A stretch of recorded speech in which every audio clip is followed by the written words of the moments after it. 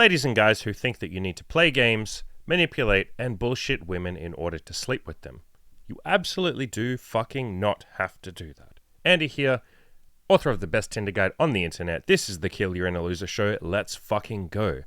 We're going to read out an email today from a guy who, I'll keep him anonymous. We'll just call him Captain A because his name starts with A. And he wrote me this email, and this is something that I want to start doing more of. When I get a really good email from someone, an email that means a lot, when they're talking about some changes that they've made, I want to start shouting out some of these. It's something I don't think I've done enough of in the past. So we're going to read out parts of this email, talk about, the good stuff that this guy, the changes that he's made, that kind of stuff. Hopefully some of you will listen to this and go, that's fucking inspiring. So he starts the email with, Andy, happy birthday, you legend. So it was my birthday a couple of days ago. Just wanted to let you know that I appreciate what you do. You've made such a positive impact on my life. I want you to know I'm grateful to have discovered you. That's cool, man. That means a lot. Shit like that really does mean a lot. Like, being serious, even though I've heard it, a lot of times at this point, it really does make the whole act of trying to help other people and coaching and giving advice and all that kind of shit, it really does make it worthwhile. If nobody said thank you, I think pretty soon you'd probably get not jaded, but the juice wouldn't be worth the squeeze. And one of the things that definitely makes it worth it is getting, nice emails every now and then, or someone saying, here's how I changed my life, or here's some changes that I've made. Like, stuff like that really does make this worth it. So thank you for anyone who's ever said thank you to me. Really means a fucking lot. Even if you just leave a fucking YouTube comment or something, you're like, hey bro, I did this. That shit means a lot to me. So he says, yesterday I had an awesome evening. He was on a first date with a girl that he met at a house party, and it was going well. So he says, thanks to you, I finally learned that I don't have to put on this performance. It can just be me and her instead of me versus her. So that's an article that I wrote quite a long time ago called It's You and Me, It's Not You Versus Me.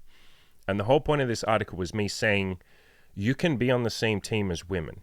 It doesn't have to be this weird manipulation thing where you're trying to get sex from her and she's trying to get a relationship from you, or she's trying to make you wait, or she's trying to get commitment. It doesn't have to be this push-pull, you versus me, we're two enemies. It doesn't have to be that kind of thing. You can both be going towards a mutual goal, which is you having fun together, you having sex together, you connecting together on an intimate level, you exploring, kinks and shit in the bedroom. You're trying a bunch of different stuff in the bedroom. You can both have the same goal that you're working towards. But I think women do it too. It's pretty much both genders do this. They will look at things like it's men versus women. And I did that for many, many, many years. I got very caught up in the red pill stuff, and the red pill helped me a hell of a lot. But one of the things that was negative from the red pill was this whole notion of, women are the enemy, feminism is bad. And I agree, feminism is a fucking dog shit. Like, we could have a whole discussion about that, but they tend to look at women as the enemy and the thing to conquer, or the thing that's trying to screw you over. Most people on the red pill, a hell of a lot of people on the red pill, very much have this notion that women are out to get you. They're trying to screw you over. They're trying to steal commitment from you. They're trying to take your money. They'll fuck you over at the first chance they get. They will cheat on you. Like, all that kind of horrible shit, right? And so I very much had this idea in my head that women are the enemy. Women are bad. And I went through that shit for years. Like, years. And it was fucking miserable. And then I've talked about it in the past. I did a podcast called The Woman Who Made Me Stop, or The Girl Who Made Me Stop Hating Women. I did that episode 2 or 3 weeks ago. Go back and search it. All those bullshit notions I had that you had to be an enemy with a woman, that you had to conquer her, that it was you versus her, they all just kind of fell apart. And the more I was open and honest with women, when I say open and honest, I don't mean you have to fucking sit down and tell them your goddamn life story. You can if you want to. But just not playing games is essentially what I'm saying. Just being real. Just saying yo, you're hot and I want to sleep with you. Like, putting those vibes out there and seeing if she will reciprocate, if she wants to fuck you too. Those kind of vibes, and just being real and raw and honest with chicks, and not playing these stupid fucking games of I have to pretend I don't want to sleep with her. I have to say exactly the right stuff all the time. I have to be an alpha fucking male. I have to have the perfect body language and never let her see my vulnerable side and all that kind of bullshit, right? I have to be mysterious and not answer her questions and neg her and all that kind of, just the fucking games. As soon as you drop that shit, getting laid gets a million times easier. And especially if your goal isn't so much to get laid, but your goal is to like get a girlfriend or something, absolutely, you need to stop the fucking games even more. So it's even more imperative that you stop the games. So I'll keep reading what he says here. So he says, I was just being completely open and connecting with her on a personal level. And she immediately latched onto that and reciprocated with honesty too. Yeah, guess what? Newsflash, like I know this is a huge revelation for a lot of people, and it was for me. I'm not being sarcastic. It was for me too. When you're honest with someone, most people will give you honesty back. And the ones who don't, good. You figured out that they don't know how to be honest. That's not someone you want to spend your life with or spend your time with. Kick them out of your fucking life, even if it's a casual relationship. If a girl is going to lie to you, or she can't handle your honesty, or she doesn't appreciate your honesty, and she can't give you honesty back, good. Like, let her go off and be with some manipulative dickhead, and they can manipulate each other and have a race to the bottom and have a miserable fucking existence. You don't need that shit in your life. So it goes on to say, no bullshit, no games, no pretending. I think that's the biggest thing as well. I've talked about that a million times, like this pretending shit. Pretending that you're not wanting something that you really want. Pretending that you don't want to sleep with her. Or other times you have to pretend that you're an alpha male. I'm a perfect male who has no fucking feelings and never gets nervous and never has any insecurities and doesn't want anything and doesn't want validation. And I don't even care if I fuck you because I have abundance. Like, why do I give a shit if I fuck you? And now abundance is a point that you will get to, of course. I'm at a point of abundance, but I still want to sleep with the girls that I go on a date with, right? I'm not just like pretending like I don't even give a fuck about you, bitch. Like I will make it clear, like you're really hot. I'm really into you. This is really fun. I really want to sleep with you. I'm attracted to you. You're cute as hell. I love the way you smile. I will give a million compliments in the bedroom.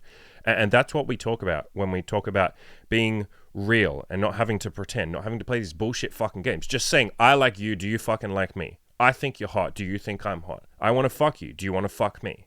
You know, just putting that shit out there and seeing what bounces back. And some people won't want to sleep with you, of course. Some people will not like your honesty. They really won't. That's not a failure of honesty.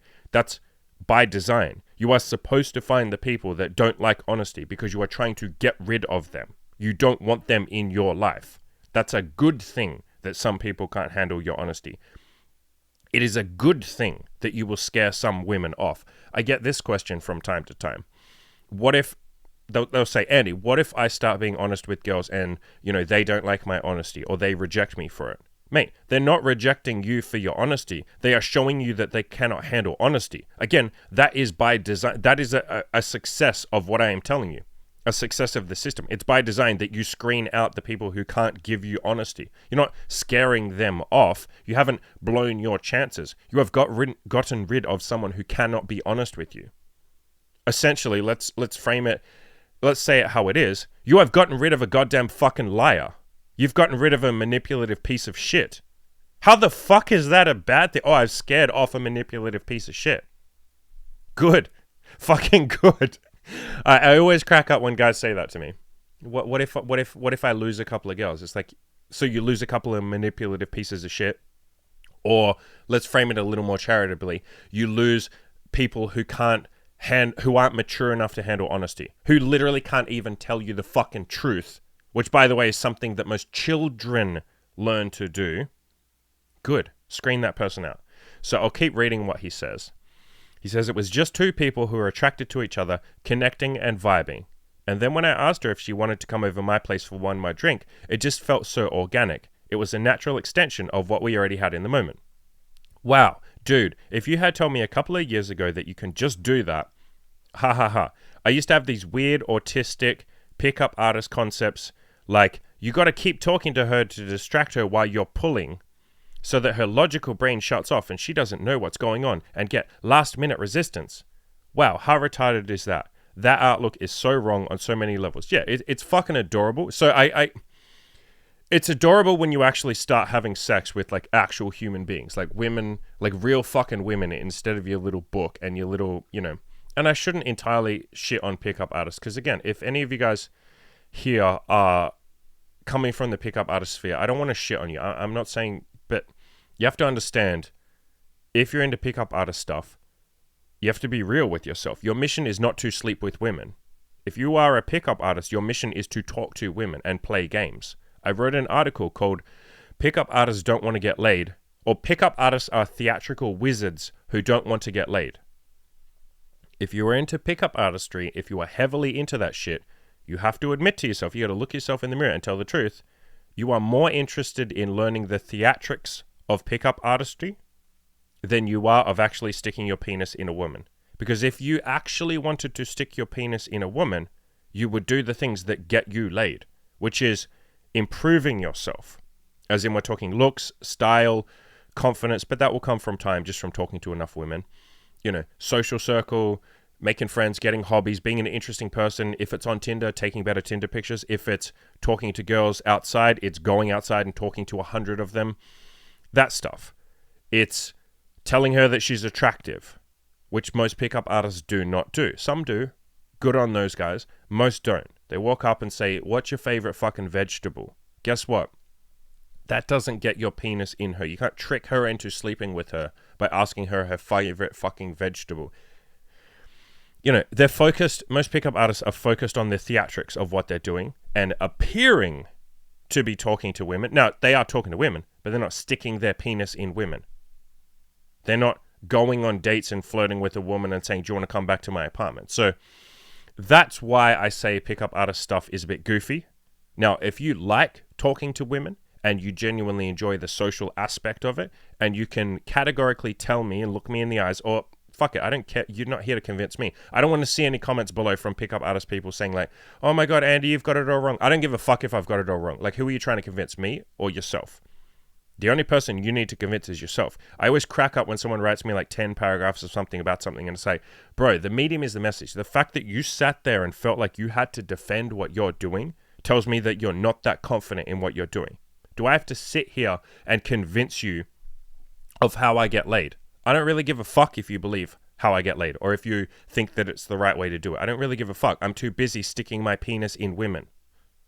So that's why I shit on pickup artists sometimes. If you are a pickup artist and you want to be a little less goofy and shit, just start like reining it in. Just start being more normal. Start doing normal people shit. Start saying, what would a normal person do? Yeah, I admit a normal person wouldn't walk up to a girl and talk for fucking 30 minutes about vegetables or neg her or check for indicators of interest or try and overcome last-minute resistance or distract her so her logical brain shuts off. Does that sound like a normal fucking human interaction? No.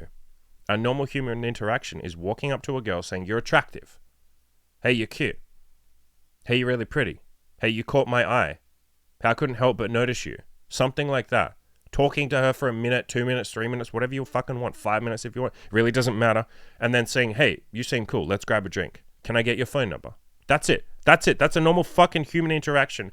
That is how it gets done. That is how you stick your penis in a woman. And then on the date, you talk to her like normal. And then at some point, like this guy did, yo, hey, do you want to come back to my place and have another drink?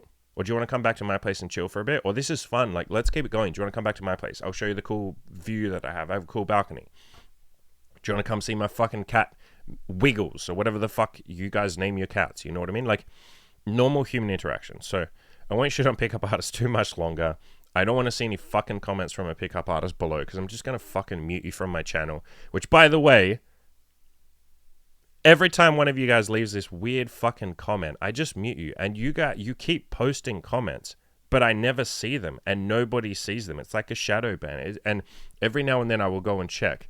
I don't have a lot of people that do this, but there'll be guys who just like leave consistently weird fucking comments and nobody sees them, you guys. But it's like you're too stupid to know that nobody's seeing your comment or you just don't care. It's like you're shouting into the void. I've gone and checked. There's some people that leave like 30 fucking comments saying the same ridiculous shit, never getting a single like on them, never getting a single reply because they're shadow banned because I clicked mute on you and you don't pick up on it. It's fucking adorable. It's like a 20 IQ play right there.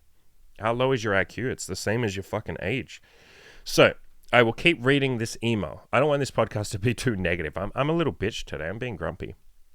So he goes on to say, anyway, when we were at my place and fooling around, so he obviously took this chick back to his place, it was also incredible for me to experience how intimate it can be even on a first date. I used to put on this stupid stoic alpha player facade and compartmentalize my feelings and kind of objectify girls whenever I had a one-night stand with them. I'm saying one night stand because this girl is from another part of the country and just visiting for the weekend.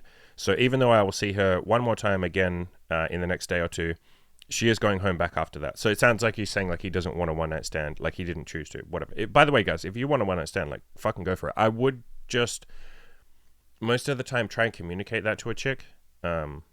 If you plan on having a one night stand, sometimes you will have a one night stand like not intentionally. I've done a ton of them. Like as in you sleep with a girl, maybe it's not what you thought, she's not as attractive as you thought, the chemistry isn't there, maybe she's like got a deal breaker or something, and you don't see her again. Fine. I almost don't count that as a one night stand. When I talk about a one night stand, it's like intentional one night stand. So I would usually just tell people that if you plan on having a one night stand, you don't have to directly tell them, but like, you know, whatever. I mean, I guess you can just directly tell them. I'll keep reading. So he says, but thanks to this honesty, it already felt really intimate and so nice. She was telling me stuff like, I wish you lived in like her city so that we could see each other more often. Dude, I used to be mildly depressed earlier this year, and hearing a beautiful girl lying in bed with you telling you that is really healing for the soul. Yeah, man.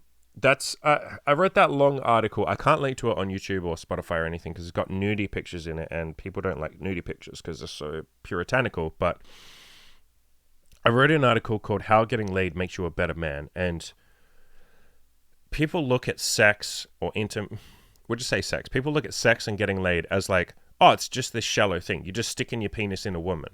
You're just having sex, right? It's nothing more than that. But once you actually start doing it, you realize like, no, this was never about sex. This is like intimacy. This is like affection. This is validation. As this guy says, it's healing for the soul. I had a guy in my group coaching program a couple of days ago. He was a virgin. He got laid like 2 days ago. And one of the things he said was, I never knew I was missing this feminine energy. Like just having a woman be nice to you and sweet to you and just like dote on you and cuddle you and kiss you and like look after you is like feminine energy that he'd never felt before. And so a lot of the time when someone says to me, you know, I want to get laid, but I just don't know if that's shallow, or, you know, is it okay? They're almost asking permission. Is it okay to get laid? And it's like, bro, you need that like feminine energy. Yeah, the sex is fucking lovely. Trust me, sex is fucking good. Sex is fucking fun. I think you all know sex is fun as hell. That's why you want to get laid, you horny bastards. But it's that feminine energy that comes along with it. It's that cuddling in bed afterwards. It's her being nice to you. It's her smiling at you. It's her giving you a freaking compliment. Especially as guys, we don't get a lot of compliments, right? Like compliments are few and far between. Even when you get yourself to a point where you're attractive, you don't get anywhere near as many compliments as the average or a plain or an even unattractive girl gets on a daily basis. So getting some of that really does like lift you up to a higher level. I've talked a million times about I'm going to rephrase that because that's going to come across badly. Fuck it, we'll just say it. Don't take this out of context. I use women as a reward. That is absolutely going to be taken out of context, but hear me out.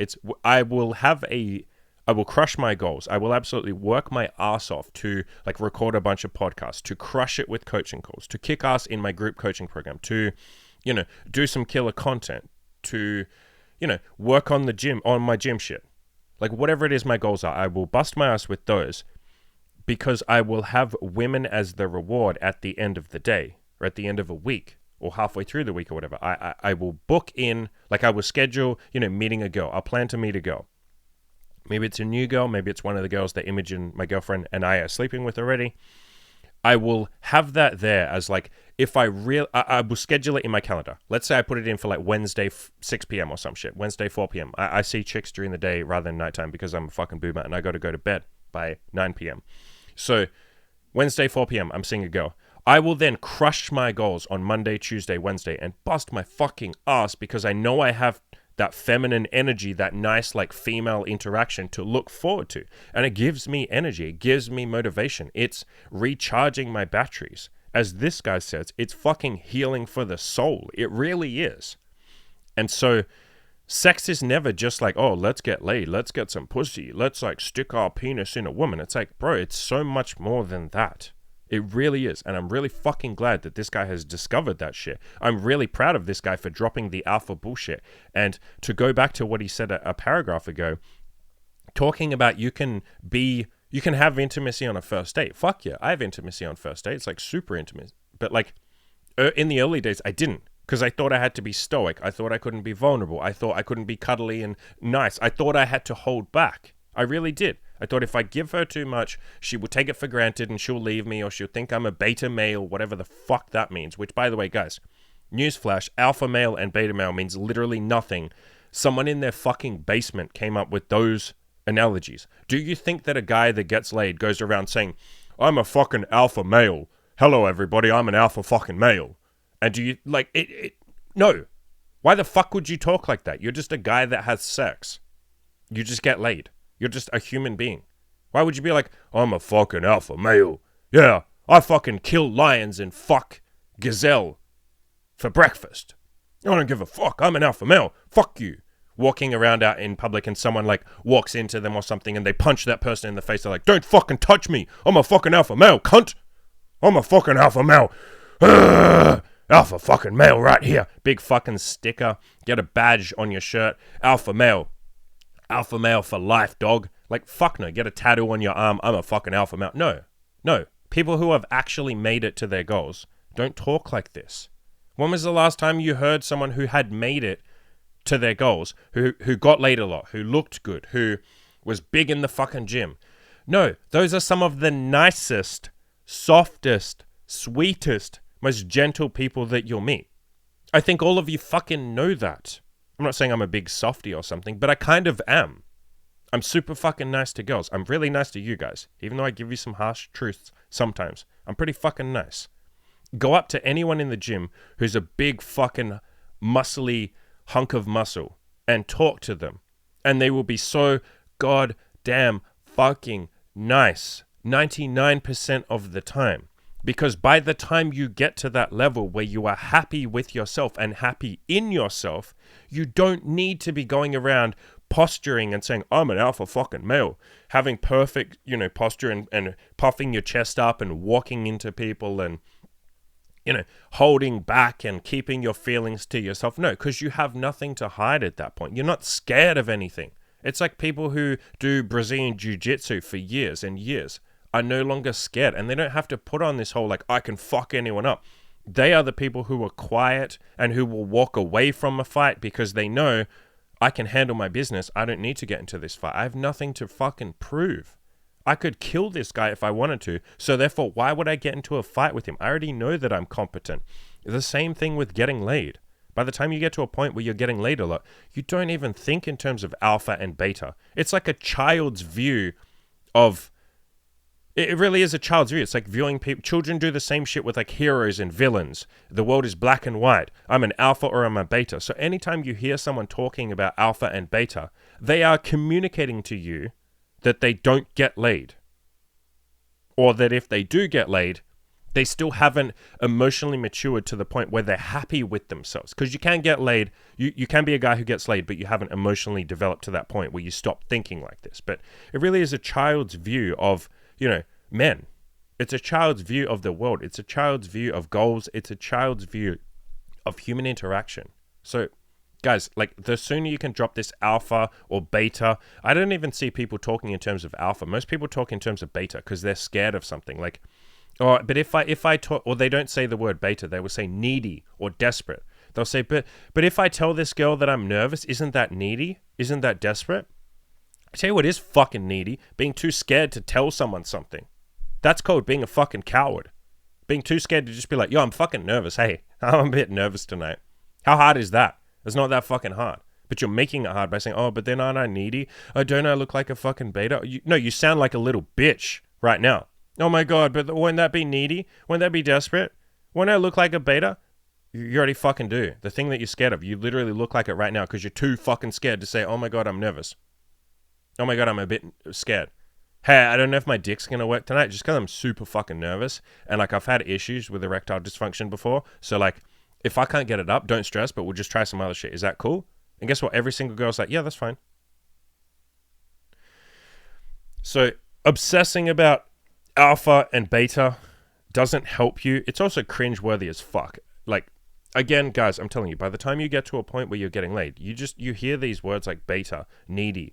I won't shit on needy because I get that people are worried about being too desperate and scaring girls off. But ideas like alpha and beta, it is so fucking cringeworthy. It's like a child saying, it's like hearing like, Donald Trump is bad. Donald Trump is a bad man. He's the bad man. He's Hitler. He's the bad man. And you're like, well, okay, why? And by the way, I'm not American, so I don't give a fuck about American politics. I don't really have an opinion on Trump either way. But people will be like, he's the bad man. And you're like, why is he bad? And you're like, well, because he's the bad man. It's like a fucking child's view. Hero versus villain. It's like you guys watch like superhero movies too much or something.